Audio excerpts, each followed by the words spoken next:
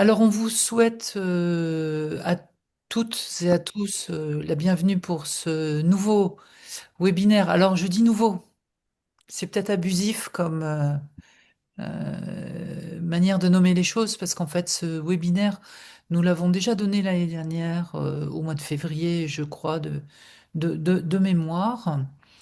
Et donc, certains d'entre vous qui connaissent bien l'approche de Palo Alto, et il y en a quelques-uns qui sont là aussi aujourd'hui. J'ai une mauvaise nouvelle à leur annoncer, c'est qu'ils n'apprendront rien de nouveau, a priori, à l'occasion de ce webinaire. Mais en même temps, on n'est jamais deux jours les mêmes, donc il y aura quand même des petites différences de nature à faire des différences.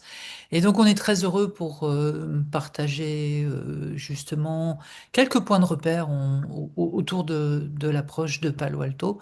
Une nouvelle fois, alors cette fois-ci plutôt dans un contexte managérial qui nous préoccupe ou intéresse particulièrement. Je vois que Florence dit que ça fait du bien de se reprocher dans l'approche de toute façon, effectivement. Donc, pas de souci. Euh, Nous, on essaye de mettre beaucoup d'énergie, en fait, pour toucher aussi les managers, un peu comme les personnes très directement concernés par une lecture plus interactionnelle d'un certain nombre de situations. Et puis aussi parce que ces managers, dans leur activité quotidienne, sont très régulièrement impactés par des situations de difficultés récurrentes sur le plan interactionnel. euh, Parce qu'elles peuvent avoir de nombreux conflits à régler, parce qu'il y a des conflits qui vont, qui viennent, qui reviennent, parce qu'il y a des équipes qui se crispent, parce qu'il y a des décisions qui n'aboutissent pas, il y a des projets qui ne fonctionnent pas d'une manière suffisamment fluide. Et, euh, et, et les managers qui ne manquent pas d'énergie, de volonté, d'engagement, qui ne manquent pas non plus d'autorité ni de compétences, peuvent se retrouver dans ces situations-là à essayer maintes solutions un peu en vain. Et c'est là, j'ai envie de dire, c'est un petit peu quand l'efficacité trébuche qu'une lecture plus interactionnelle a tout son sens, tout son intérêt euh, pour pouvoir opérer un léger déplacement, pour pouvoir trouver des nouvelles ressources par rapport à des situations dans lesquelles on a tendance à s'épuiser. Et notre ambition aujourd'hui, ben, c'est, pour ceux qui ne connaissent pas, c'est vraiment un module, une toute petite sensibilisation pour ceux qui ne connaissent pas l'approche de Palo Alto, pour commencer donc à un léger déplacement du regard, d'une logique, j'ai envie de dire, centrée sur les personnes, à une logique centrée sur les interactions. D'où, en fait, l'intérêt de ce webinaire qu'on a pensé organiser autour de trois parties. Une première partie dans laquelle on va pas vous donner beaucoup de points de repère, on va partir d'une situation d'une banale, de difficultés récurrentes dans le fonctionnement des organisations. Et puis on va vous demander, on va vous interroger avec un petit quiz pour voir un peu comment vous vous répartissez dans la lecture de la difficulté.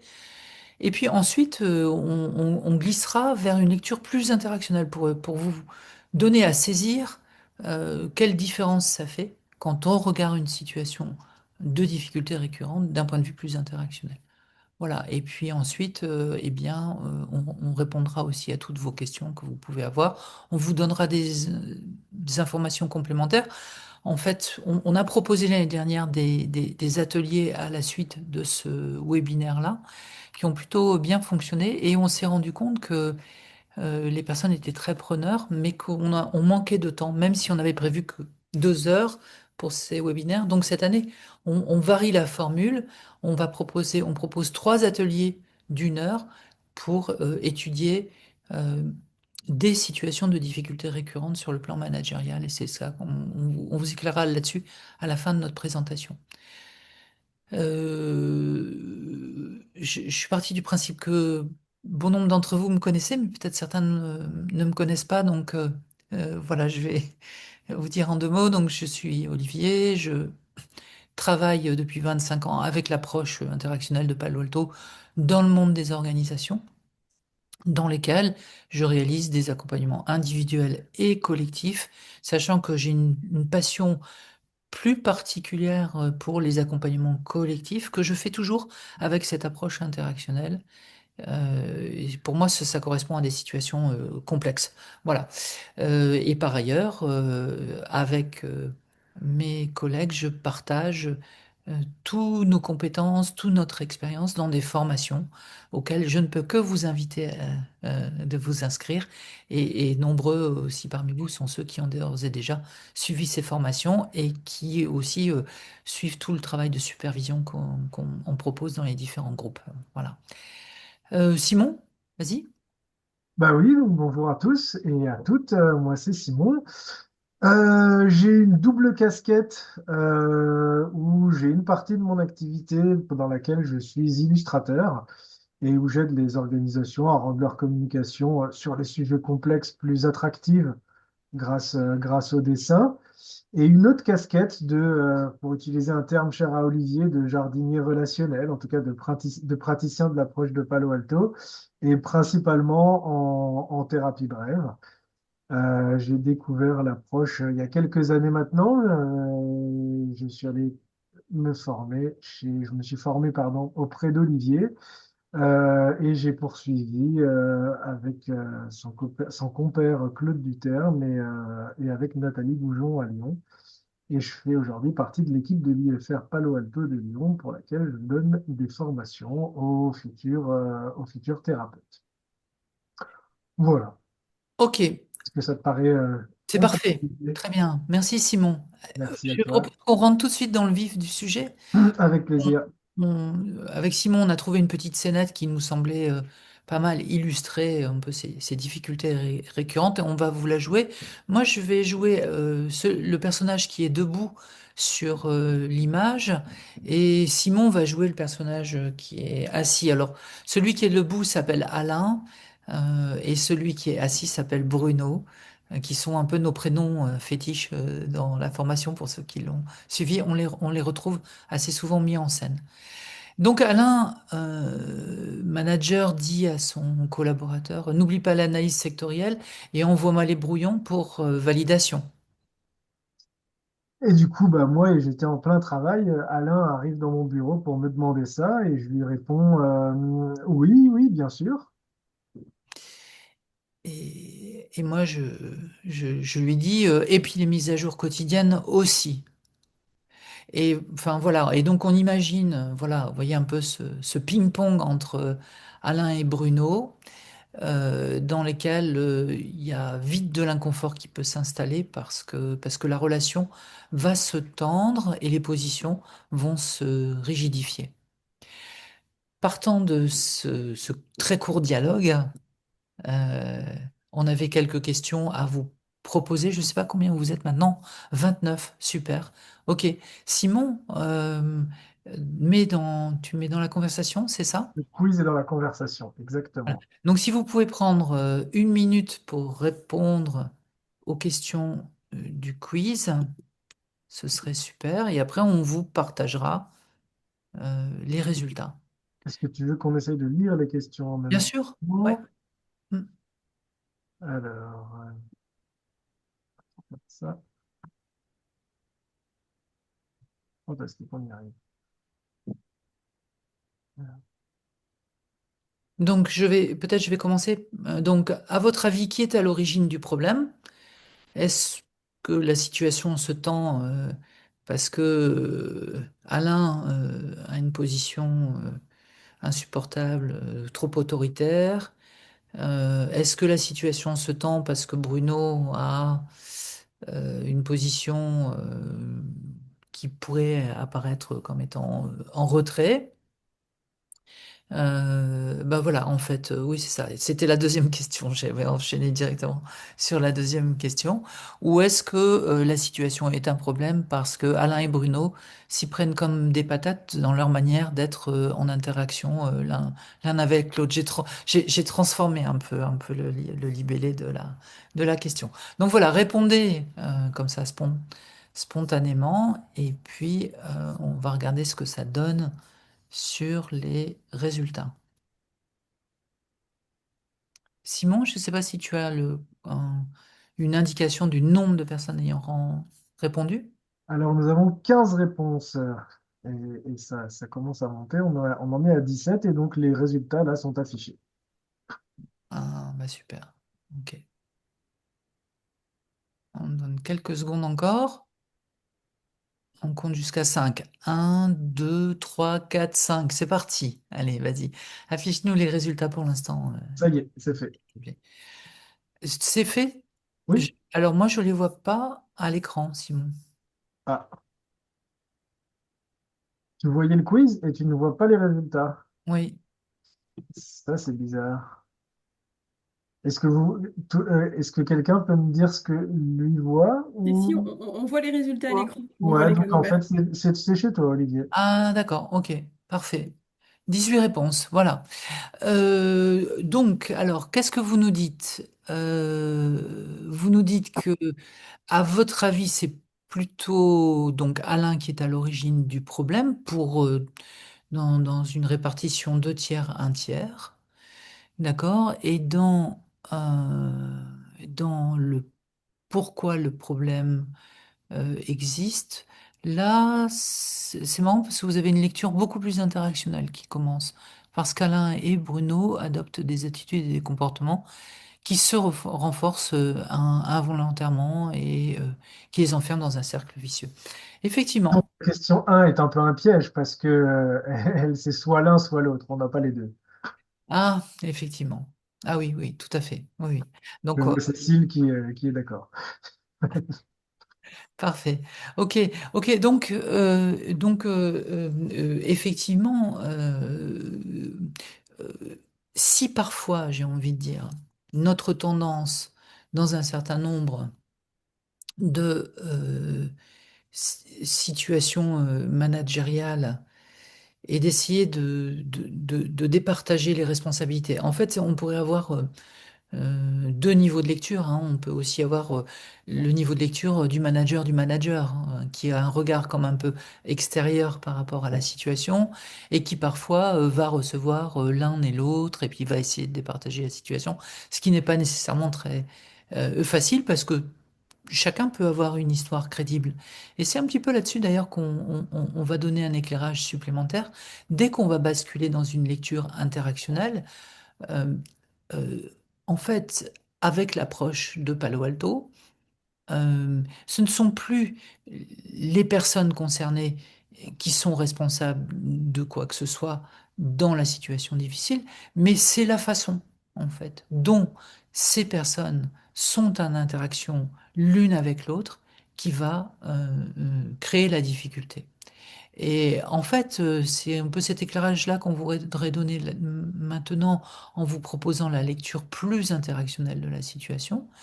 Voilà ce que ça donne.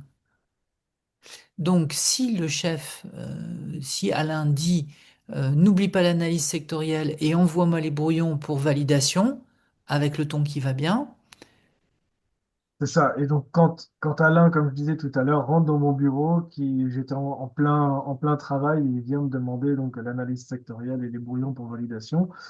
Et ben moi, dans ma tête, je me dis, bah, il me fatigue, celui-là, il est incapable de prendre de la hauteur. Et c'est pour ça que, du coup, essayant quand même de ménager Alain, qui est mon manager, ou en tout cas de ne pas me mettre en porte-à-faux, je lui réponds, oui, oui, bien sûr, quoi. et en fait, moi qui suis le manager, euh, ce qui va faire information pour moi à ce moment-là dans l'interaction, c'est pas tant le fait qu'ils me disent oui, oui, bien sûr, c'est plus le ton sur lequel il dit les choses moi, me fait dire que il a l'air hésitant, il n'a pas l'air sûr de lui. Éventuellement, je peux penser que bah, si je le pousse pas un peu, il y a peu de chances que j'obtienne ce qui était ce qui est important pour moi. Et voilà, et en fait, c'est donc le décodage de son attitude et son comportement, avec toute la marge d'erreur que ça comporte. Mais ce dont je suis certain, c'est que mon décodage va influencer ma manière de réagir, en fait. Et donc, eh ben, je vais serrer l'interaction d'un cran supplémentaire. Je vais lui mettre un peu plus la pression, histoire d'être sûr de pouvoir obtenir les informations. Et d'où le fait que je réagisse en lui disant, Simon, et les mises à jour quotidiennes aussi, avec un ton à mon tour un peu excédé, peut-être dans cette situation. C'est ça. Et on pourrait continuer la boucle puisque on a tracé donc cette boucle interactionnelle par le fait que moi, je me dise, par exemple, oh, mais qu'est-ce qui me saoule celui-là, quoi.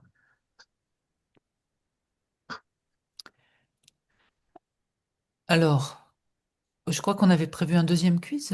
On a prévu un deuxième quiz exactement. Mais je suis en train de copier le lien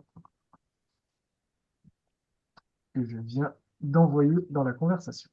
Ok, donc n'hésitez pas à nous répondre aussi sur ce deuxième quiz.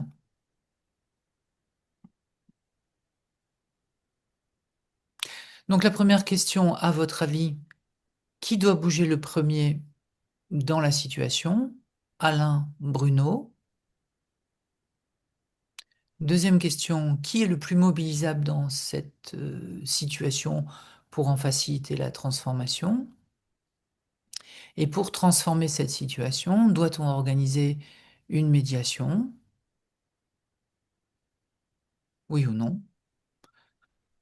Tu peux redire Alain, c'est lequel? Excuse-moi, Olivier. C'est le patron, Ah enfin c'est d'accord, le c'est manager. bon. C'est C'est bon, C'est le ok. manager c'est debout, celui qui ouais. est debout, Cécile. Pour que cette situation se transforme, chacun doit-il attendre un premier pas de l'autre, oui ou non? Et dernière question, chacun peut-il faire ou dire quelque chose pour influencer unilatéralement l'évolution de la situation?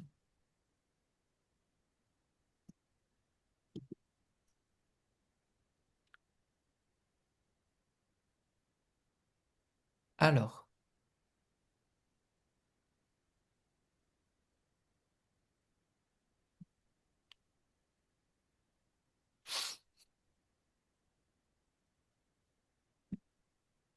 peut-être qu'on peut regarder les résultats, Simon, d'ores et déjà?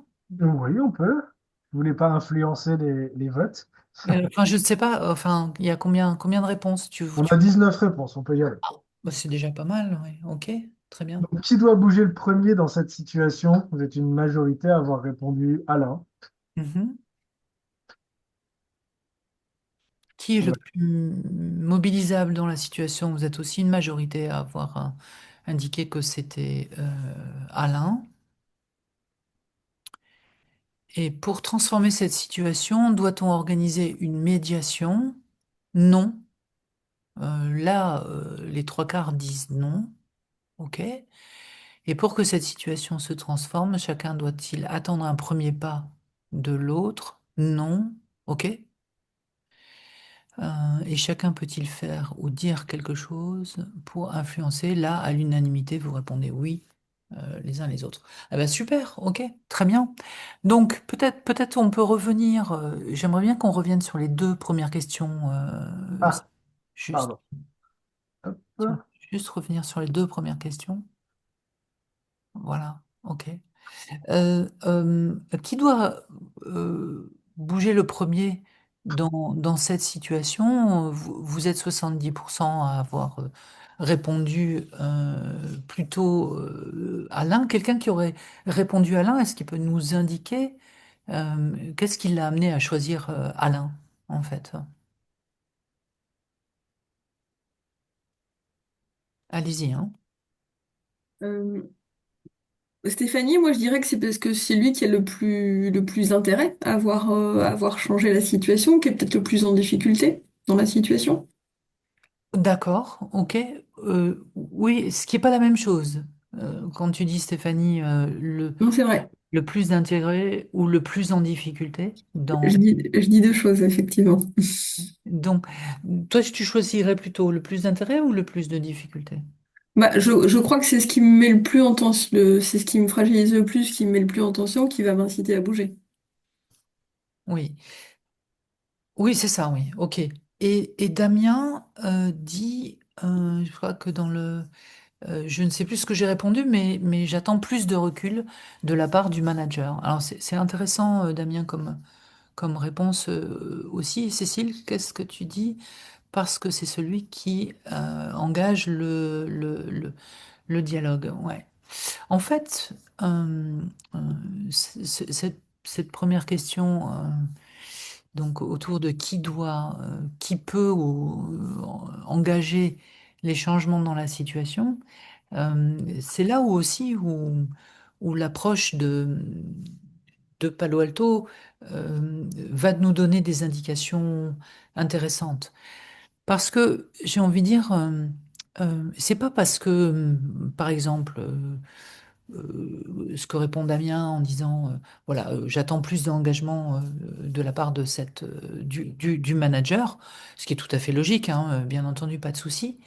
Mais un peu pour rejoindre ce que disait Stéphanie, c'est pas sûr en fait que le, le manager soit mobilisable parce que finalement dans ces situations de difficultés relationnelles récurrentes, le, le- la qualité de la relation est déjà tellement entamée, il peut exister une forme d'exaspération qui, en fait, va figer les positions. Et, euh, et donc le manager pourrait se dire, OK, c'est moi, mais lui, il est vraiment insupportable. Et tant qu'il n'aura pas fait un premier pas, il est hors de question que, enfin, c'est important qu'il comprenne, et donc je vais attendre le temps nécessaire pour qu'il comprenne, etc., etc.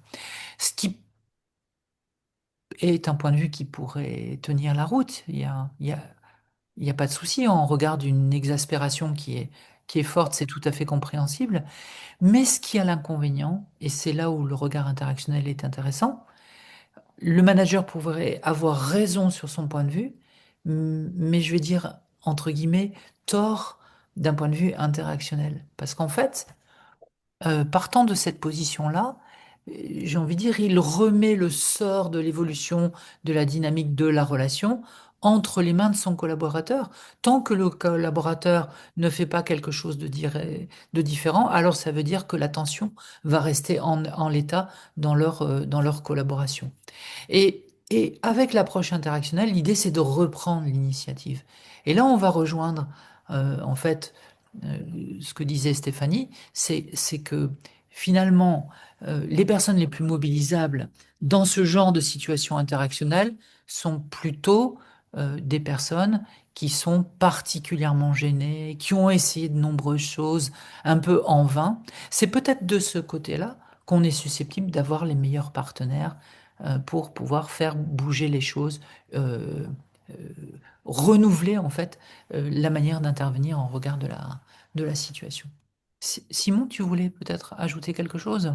Bah non, ça me paraît tout à fait complet pour tout ce qui a trait aux deux premières questions, effectivement, ouais. En tout cas, sur la personne qui est la plus mobilisable, effectivement, on a tendance à dire, bah, avec l'approche de Palo Alto, que c'est la personne qui est le plus gênée, dérangée par la situation, qui va être le plus mobilisable, effectivement. Voilà, et c'est en ça en fait que cette approche ouvre des marges de manœuvre intéressantes, et c'est en ça en fait aussi que cette approche euh, rend tout à fait caduque des démarches de médiation, enfin, ou en tout cas, elle ouvre d'autres perspectives par rapport à des démarches de médiation, euh, parce on peut fabriquer des changements relationnels ou interactionnels dans le fonctionnement des équipes, des systèmes sur lesquels on intervient, en travaillant juste avec une partie du système concernés par la difficulté. Et vous savez peut-être très bien comme moi que souvent, quand les personnes sont amenées en médiation, on peut avoir les parties autour de la table avec des personnes qui ont très envie que la situation change et d'autres qui viennent là juste pour avoir la paix, juste pour faire preuve de bonne volonté, mais qui n'entreprendront pas d'autres manières d'être en interaction dans cette situation-là. Et donc l'intérêt, quand on part du principe que la difficulté est plus interactionnelle que personnelle, j'ai envie de dire, dépend plus de la qualité ou de la dynamique de l'interaction que de la personnalité de chacun. Là, ça ouvre des marges de manœuvre considérables parce qu'il suffit de réussir à clientéliser, c'est le terme qu'on utilise avec l'approche de Palo Alto, l'une des parties pour pouvoir faire des changements qui parfois peuvent être très spectaculaires dans la situation. J'en veux encore pour preuve quelqu'un que j'avais en coaching, en supervision. Il y a 2 jours, on avait travaillé sur une situation, il avait des difficultés avec un associé, et on a vraiment fait un pas de côté sur le plan interactionnel. Et il m'a dit que, enfin voilà, que l'attitude et le comportement de son collaborateur s'était littéralement métamorphosé. Euh, et que du coup, la dynamique de leur collaboration reprenait, avait repris du poil de la bête, et enfin était reparti dans des axes beaucoup plus vertueux que ceux dans lesquels elle s'était enfermée, quoi. Donc, euh, Super transition, Olivier. vas-y. Parce que du coup, effectivement, la suite, c'est de pouvoir montrer qu'est-ce qui pourrait se passer ou Ah qu'est-ce que oui, l'un ou l'autre des parties pourrait faire ou dire pour agir différemment dans super, cette situation. Et super. donc, bon, on va commencer par le fait que si c'était Alain qui avait été clientélisé, qu'est-ce qu'il pourrait dire de différent dans cette situation? Et là, alors voilà, on aurait pu vous poser la question. Ah, Donc, pardon. il n'y a pas de souci. Donc, en fait, ce qui est tout à fait remarquable avec cette approche interactionnelle, c'est que des toutes petites différences, tant que, j'ai envie de dire, tant que la relation n'est pas trop, trop, trop, trop entamée, peuvent faire une différence très significative dans la suite des interactions entre l'un et l'autre. Par exemple, Bruno, vous rappelez, pardon, Alain, qui vous rappelez était un peu agressif en fait sur le ton, euh, pourrait dire à Bruno, voilà, qu'il a besoin d'avoir une visibilité régulière sur l'état d'avancement et poser une question en disant à Bruno, bah, qu'est-ce qu'on pourrait mettre en place ensemble pour que ce soit plus vite, plutôt que d'arriver lui avec sa solution et de mettre sous pression les uns, enfin son collaborateur. Et du coup, bah, face à ce changement De ton. de ton et de posture, effectivement, moi, je pourrais lui répondre que bah, mon problème, c'est que j'ai déjà beaucoup de choses à gérer. Donc, faire des points réguliers, ça risque d'être un peu compliqué pour moi, mais que je comprends tout à fait que tu aies besoin, Alain, de suivre mon travail et l'avancée de celui-ci. Et du coup, j'aurais envie de te demander si on pourrait trouver quelque chose qui nous prenne un peu de temps, qui nous prenne peu de temps chacun, pardon, et qui t'aide tout de même à suivre l'état d'avancement de mon travail. Ce à quoi je pourrais répondre que oui, on pourrait faire un point rapide tous les matins, ou tu pourrais peut-être m'envoyer un récapitulatif à la fin de chaque journée. Mais dis-moi, si tu as d'autres idées, je suis preneur. Et puis effectivement, face à une telle proposition, bah pareil, moi je changerai de ton et j'accueillerai cette proposition en disant bah ok, j'y réfléchis, et puis je te fais rapidement une proposition. Donc, Euh, Là, ça va bien hein, parce que c'est c'est nous qui avons fait le dessin. Dans la réalité, parfois, c'est un peu plus compliqué que ça. Et le la relation est tellement difficile ou tellement tendue que presque là, ça pourrait être vu comme étant caricatural.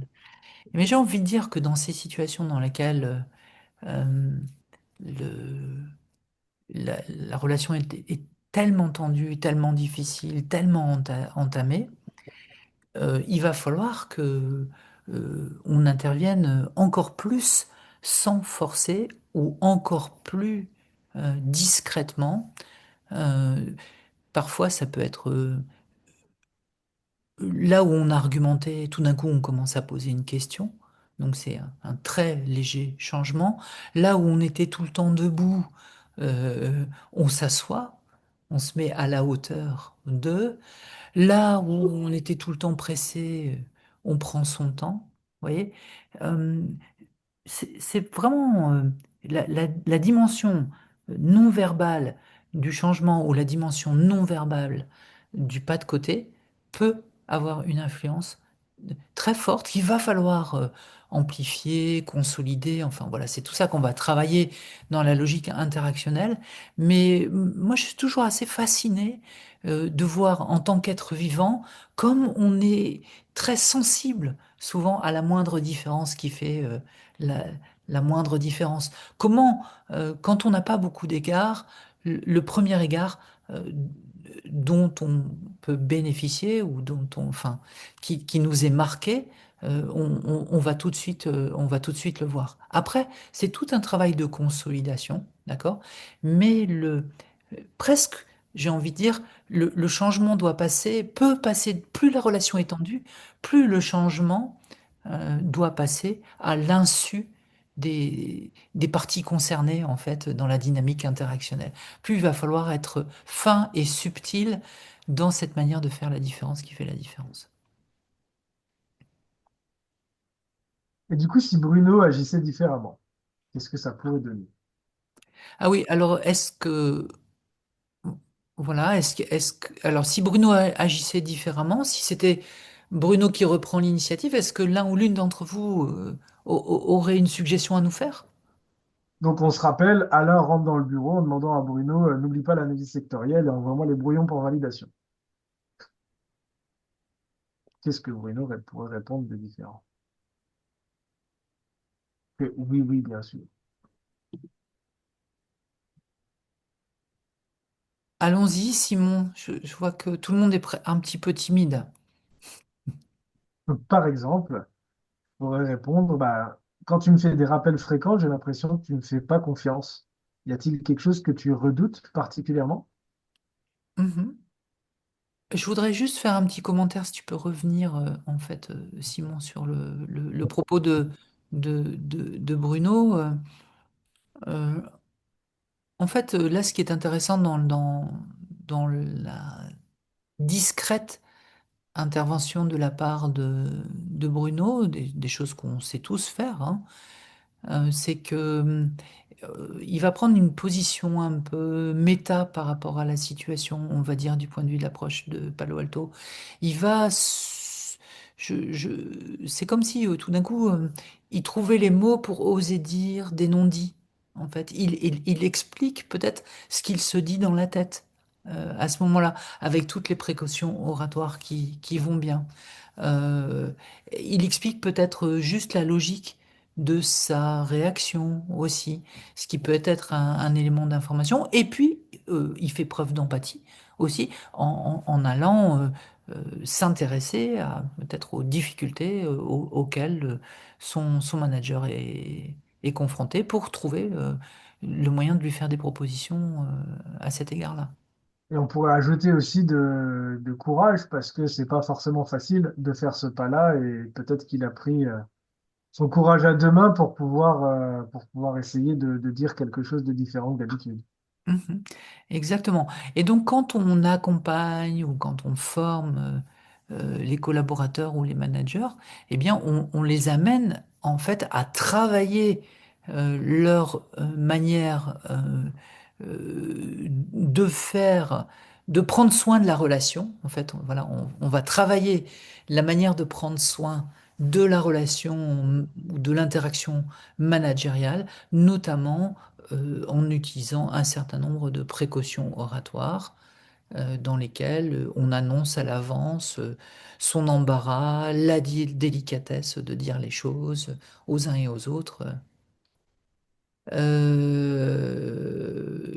Eh bien, donc Cécile dit, si Alain est sous pression, est-ce qu'il peut entendre la remarque de son collaborateur?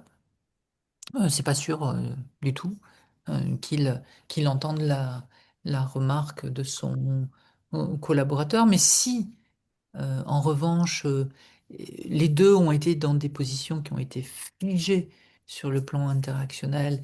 Il y a quand même une inflexion qui apparaît dans le propos de, de Bruno. Et c'est toujours intéressant de faire l'expérience. Euh, on dit euh, que d'un point de vue interactionnel, les si n'existent pas. Euh, parce que dans notre tête, tout est toujours possible, une chose et son contraire, les pires scénarios, il y a pas de souci. Mais dans la logique interactionnelle, ce qui fonctionne, en fait, c'est la différence qui fait une différence. Donc il faut trouver, en fait, cette petite différence. Une variation de ton, une question ouverte quand on avait l'habitude de poser des questions fermées, euh, le fait d'anticiper quelque chose plutôt que de laisser venir, etc., etc. Et c'est intéressant de faire l'expérience. Et moi, je le sais par expérience que justement, là, ce qui fonctionne, en fait, c'est que tout d'un coup, il y a un décalage. Il y a un décalage par rapport au mouvement précédent. Et ce décalage, alors, c'est difficile d'anticiper jusqu'où il va porter, mais il peut être le premier pas, la première graine d'une inflexion de la dynamique interactionnelle. Et c'est ça qui est intéressant, en fait. Oui, mais effectivement, comme tu le disais tout à l'heure, Olivier, c'est vrai que ces situations sont un petit peu caricaturales, mais c'était pour donner un premier point, enfin, aperçu de ce que les choses peuvent être et que de toute façon, effectivement, après, comme tu disais aussi que les si n'existent pas, chaque réponse est taillée dans des situations particulières, quoi. Exact. Oui, oui, c'est ça. Exactement. Et donc, qu'est-ce que pourrait répondre Alain, par exemple? Donc, je pourrais me dire, ouf, ça y est, il a compris. Enfin, je pourrais me dire, enfin, il y a un truc qui bouge. Enfin, oui, et puis je pourrais me dire, et puis quoi encore, il m'énerve. Enfin, voilà, il y a pas mal de possibilités. Mais a priori, ça peut être de nature à ce que je peux me dire que je comprends qu'il puisse ressentir ça et que c'est vrai que j'ai tendance à insister parce que je crains qu'on prenne du retard. Moi aussi, puisque lui m'a donné une explication, bah tout d'un coup, crac, ça peut me traverser la tête. Moi, je peux aussi finalement faire un pas en avant, un pas de côté et lui expliquer comment la difficulté se pose pour moi et donc proposer qu'on y réfléchisse ensemble pour trouver un autre mode de fonctionnement, en fait. Et du coup, bah, Jacques. devant, face à ce pas de côté-là, non, tu voulais rajouter quelque chose? Oui, parce qu'il y a Jacques qui pose une question qui dit et si Alain était Donald Trump, eh ben mon cher Jacques, justement, je, je, je trouve que c'est une chance que nous ayons Donald Trump en ce moment parce que il nous montre chaque jour euh, tout ce que ne peut pas être l'approche interactionnelle. Non, pour en dire deux mots un peu plus sérieusement, ce que je trouve ça très préoccupant et très dramatique, effectivement. Mais si je regarde ce qui se passe d'un point de vue interactionnel, il y a quelque chose qui retient tout particulièrement mon attention. En fait, moi, dans la mesure où c'est quelqu'un qui respecte aucun droit international, privé, individuel, etc., etc., et qu'il s'assoit sur tout, je trouve que ça vient bien souligner un peu la fragilité et la complexité pour avoir des relations constructives, fructueuses. Et quand je vois ça, je- c'est, c'est presque désolant pour moi parce que ça me donne le sentiment que mon travail de jardinier, c'est totalement dérisoire en regard d'individus qui fonctionnent comme ça à tort et à travers euh, la, la- la plus petite attention aux autres. Donc voilà, c'est vraiment, je trouve, une période préoccupante et en même temps, euh, la semaine dernière, quand les Européens ont un peu serré le jeu, j'ai eu l'impression que, à propos du Groenland, dans l'information dont on peut disposer, bien entendu, parce qu'il y a aussi tout ce qui se passe par derrière, ben moi, j'observais une forme de, tout d'un coup, crac, comme une forme de rééquilibrage de la relation avec quelqu'un qui est particulièrement ingérable sur le plan interactionnel, j'ai envie de dire. Et c'est ça, en fait, c'est ça, c'est hyper intéressant parce que du point de vue de l'approche interactionnelle, et c'est ce que j'adore en fait dans cette approche, on dit qu'elle est non normative, non pathologisante, mais responsabilisante. Euh, nous, on s'en moque que les gens aient une case en moins, ou pas de case en moins, ou je ne sais pas trop quoi, ou qu'ils soient outranciers, comme je trouve que Trump est totalement outrancier et irrespectueux de tout ce qui fait collectif. Euh, euh, et à un moment donné, la seule question qui se pose, c'est comment rétablir un équilibre dans le rapport d'influence. Alors c'est sûr que parfois, enfin, ça va être difficile ça va nous demander de sortir certainement de notre zone de confort. Alors il y avait une À autre, la manière dont Alain et Bruno l'ont fait là, effectivement. ouais, Et, ce serait dérisoire. c'est ça. Et du coup, enfin, non, et en tout cas, sortir de la boucle, enfin de la zone de confort, a permis à faire un petit pas de côté dans chacune des manières d'agir différemment qu'on a vues, quoi. Anne Gaëlle dit sans faire d'Alain une brute, des managers inquiets sur les délais sont parfois inquiets du fait de retards précédents que le collègue trouve légitime ou parvient toujours à expliquer. S'il ose le mentionner dans sa réponse, est-ce qu'on ne rentre pas dans une boucle interactionnelle initiale? Oui, en fait, merci pour cette remarque, Anne-Gaëlle. En fait, euh, euh, à ce moment-là, euh, euh, ce que vous dites est plein de bon sens, mais c'est pas parce que Alain cherchera davantage à mobiliser Bruno sur les délais que ça changera quoi que ce soit. Et comme vous le dites très justement, euh, eh bien, il y aura des explications, il aura toujours le bon mot, etc., etc. En fait, typiquement dans ce genre de situation, moi, ce que nous avons l'habitude de dire du point de vue de l'approche de Palo Alto, c'est que cette attitude et comportement gênant de la part du collaborateur, qui a toujours les bons mots, les bonnes explications, etc., etc., ne changera pas tant que son attitude et son comportement à lui ne lui posera pas un problème pour lui, en fait.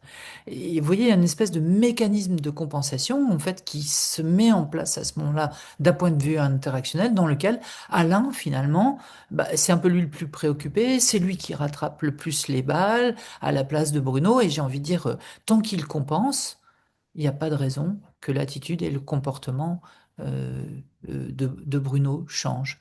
Alors, l'inverse, ben, c'est d'arrêter de compenser. Et à chaque fois que je dis ça à un manager, il me dit, mais vous vous rendez pas compte, c'est moi qui suis responsable. Ça va me retomber dessus, etc., etc. Je dis, si, mais attendez, on va réfléchir, on va trouver. Vous n'êtes probablement pas obligé de compenser tout le temps, parce qu'il y a une espèce de réflexe après qui se met en place. Et donc, on essaye de repérer où ça devient stratégique, où ça n'est pas trop dangereux de ne pas compenser. Et du coup, ça ouvre un champ pour expérimenter une autre manière de réagir dans l'interaction à ce moment-là, en fait. Ok, merci pour vos remarques. Vas-y, Simon. Oui. Et donc, bah, on a fini à peu près cette situation-là. On voulait vous parler donc de ce que tu présentais Oui, oui, au pour donner début du webinaire. voilà, voilà. Donc l'année dernière, à la suite de ce webinaire-là, on en avait proposé un supplémentaire où on avait travaillé les trois situations. C'était un peu court, même si on avait prolongé la durée de l'atelier. Et donc là, c'est la même chose. Si ça vous a intéressé, si vous avez envie d'en savoir davantage, si vous avez vos propres situations, parce que là, on n'a pas le temps de s'engager trop dans un échange entre les uns et les autres autour des situations que vous avez. Nous, en fait, d'un point de vue managérial, on a identifié, j'ai envie de dire, trois grandes familles de situations récurrentes qui reviennent et qui sont problématiques dans la collaboration managériale. Par exemple, ben, comme je le disais à l'instant, on n'arrive pas à modifier un comportement gênant d'un collaborateur, d'un collègue, d'un manager qui nous pose problème. Comment travailler différemment cette situation? On va consacrer un webinaire spécial sur cette difficulté récurrente et comment réagir. Je vous ai donné une première indication, il y en a d'autres, bien entendu. Le deuxième webinaire qu'on va proposer le 7 mai, celui-ci, ce sera de travailler en fait, je dis, si ça aussi, c'est une situation récurrente qu'on retrouve souvent. Si on parvient pas à convaincre quelqu'un qu'on a raison et qu'il a tort, ou pour le dire plus exactement, si on demande à quelqu'un de reconnaître qu'on a raison, alors, et qu'on pense qu'il se trompe, comment faire différemment dans ce genre de situation? Ça, ce sera l'objet de notre deuxième webinaire le 7 mai. Et puis le troisième webinaire qu'on propose, lui, il sera plutôt orienté sur le travail autour des résistances au changement d'une équipe, d'une personne, d'un service, d'une entreprise, de la société, etc., etc. On pourra examiner tous ces aspects de la résistance au changement et vous ouvrir quelques pistes complémentaires. C'est ça, donc chacune de ces trois situations aura son webinaire dédié, comme vous l'avez compris. Et justement, on a scindé ces trois situations en trois webinaires, justement pour laisser le temps, beaucoup plus de temps au partage et éventuellement à l'exposition de vos situations, si vous en avez, quoi. Voilà, et donc on propose une inscription, soit les trois groupés, soit à l'unité s'il y a des thématiques qui vous intéressent davantage. Et je crois, Et Simon, je suis en train de mettre le lien dans le chat pour l'inscription. voilà, ok. Peut-être que c'est bon? Je, Le lien est dans l'inscription, ouais. voilà. Attends, le lien d'inscription est dans la discussion, pardon. Oui. Et aussi, si certains d'entre vous ont envie de se former à l'approche de Palo Alto, eh bien, vous êtes vraiment les bienvenus. Il y a une session qui démarre à la fin du mois de mars. J'ai pas les dates sous les yeux. Et en fait, le premier niveau est fait en deux modules. Un premier module de 3 jours où on apprend les bases du modèle.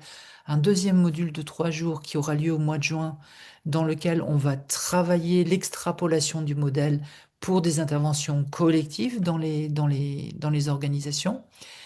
Euh, et, euh, et voilà. Et pour ceux qui ont fait le premier niveau, il y a toujours le deuxième niveau aussi qui est ouvert. Il faut qu'on reprenne des dates. Là, il y en a un qui est en cours. On reprendra des dates pour l'année prochaine. Et là, c'est l'animation avec Claude que certains d'entre vous connaissent d'ores et déjà. Il nous reste 8 minutes.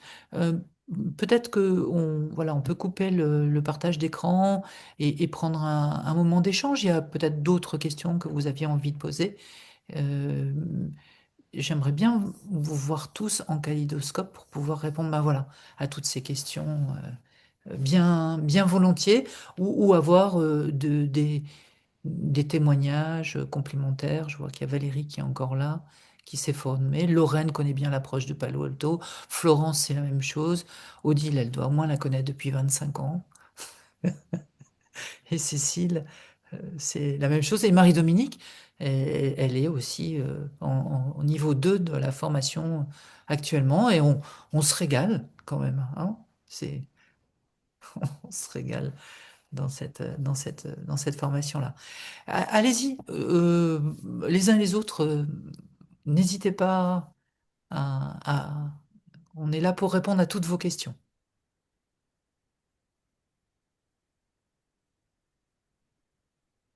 Moi, je voulais juste intervenir.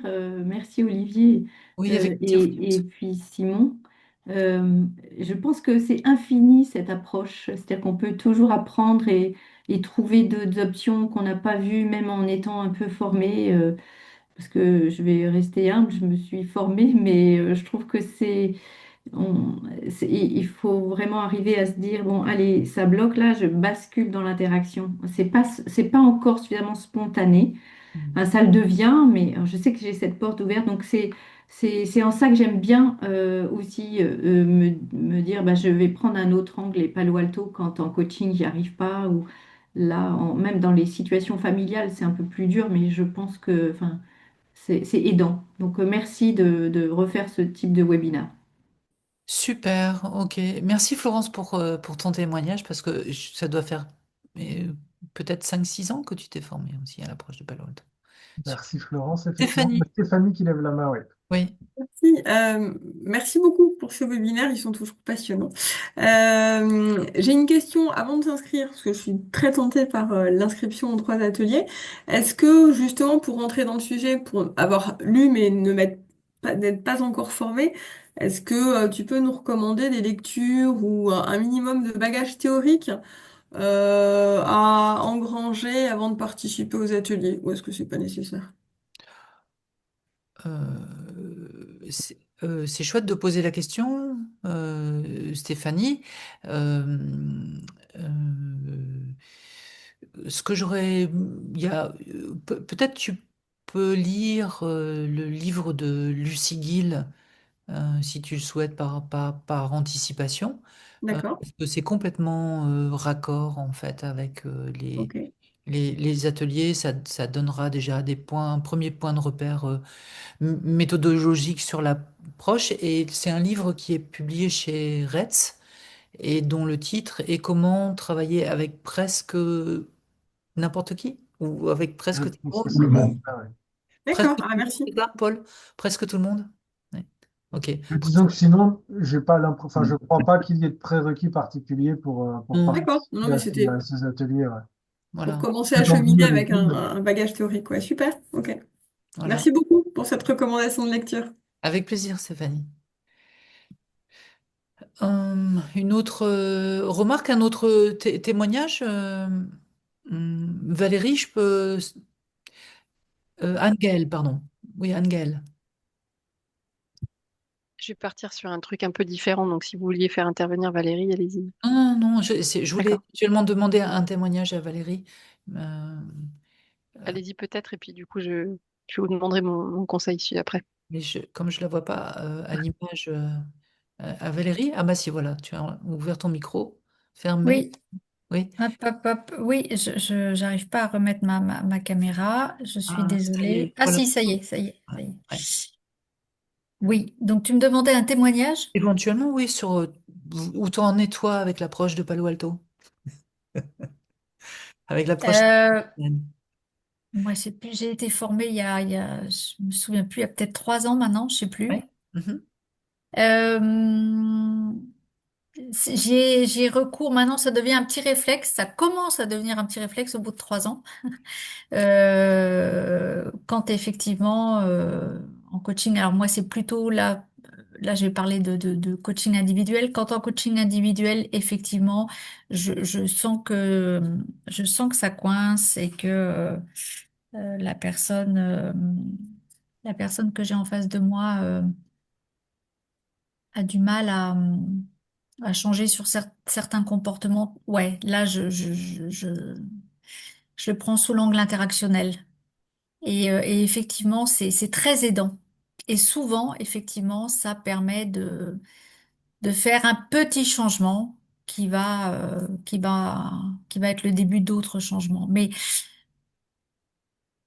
moi, ce que je peux dire, c'est que c'est- euh, enfin, j'essaie toujours de viser vraiment des tout petits changements. Je, je, je, je, je freine vraiment quand la personne, voilà, a envie voilà, de choses, de grands changements, de choses un peu spectaculaires. Là, vraiment, je freine parce que d'abord, intérieurement, j'y crois pas du tout.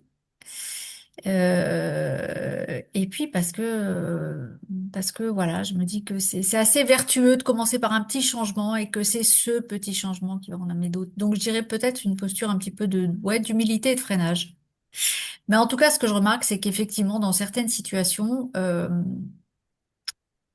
voir ça sous l'angle interactionnel, ça permet quand même de débloquer les situations. Alors pas toutes, parce que je l'emmènerai demain. On est en supervision demain. Donc il y en a encore qui me résistent, mais voilà, c'est sans fin et c'est passionnant. Merci Valérie pour ce témoignage sensible. Merci Valérie. Ouais, super. Anne-Gaëlle? Ouais, Moi, on est une petite équipe à la ville de Lyon à se relayer maintenant au séminaire parce qu'on les a découverts récemment.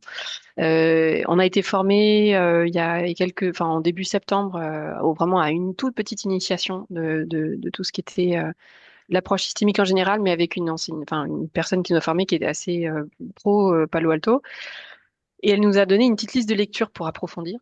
Et du coup, je me suis lancée dans Václavic, et en particulier dans le langage du changement, et je vois vraiment pas le rapport avec la choucroute, pour le dire très simplement.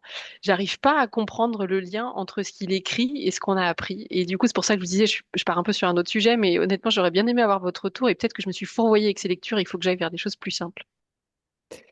C'est moi pas la première facile. chose qui me vient, c'est que c'est la suite d'une logique de la communication. Donc peut-être que ça peut valoir le coup de commencer par celui-ci.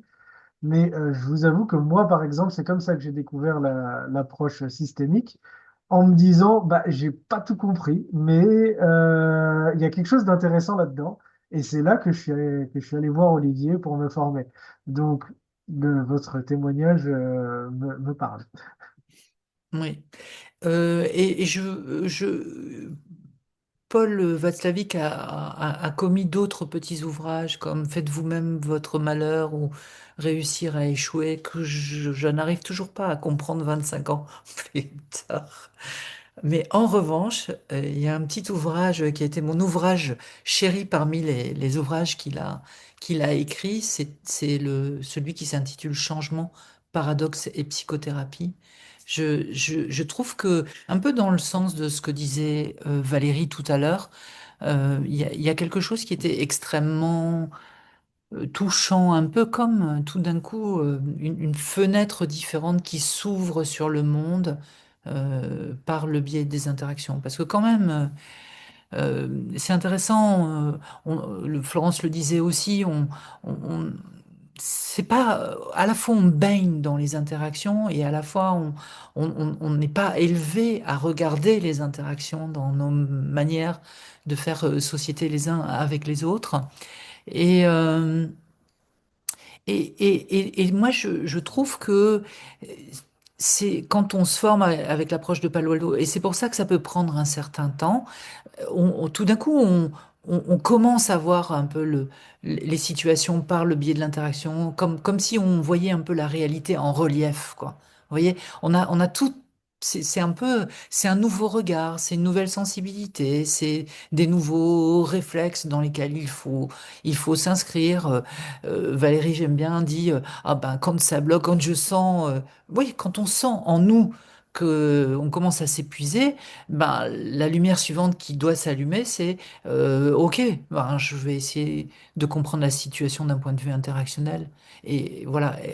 Et ça fera déjà une différence. Ça enlèvera un peu de la tension. Donc, donc l'ouvrage de référence, c'est une logique de la communication pour commencer, même s'il y a des passages qui sont pas très évidents, si on n'est pas matheux ou des choses comme ça. Changement, c'est très bien. Le langage du changement, j'ai dû juste retenir le début. Je crois que c'est dans la préface où il dit ce dont je vais vous parler est à la fois simple et compliqué. Il me prendra 5 minutes pour vous l'expliquer et il vous restera votre vie pour vous améliorer sur le sujet-là. En fait, quelque chose qui est de cet ordre-là dans l'introduction. S'il n'y a plus d'autres questions, merci d'avoir participé. Merci pour vos témoignages, merci pour vos questions. Et puis à très bientôt encore, hein, pour tricoter encore les interactions, comme on aime le Effectivement, faire. merci à tout le monde. Ouais, avec plaisir.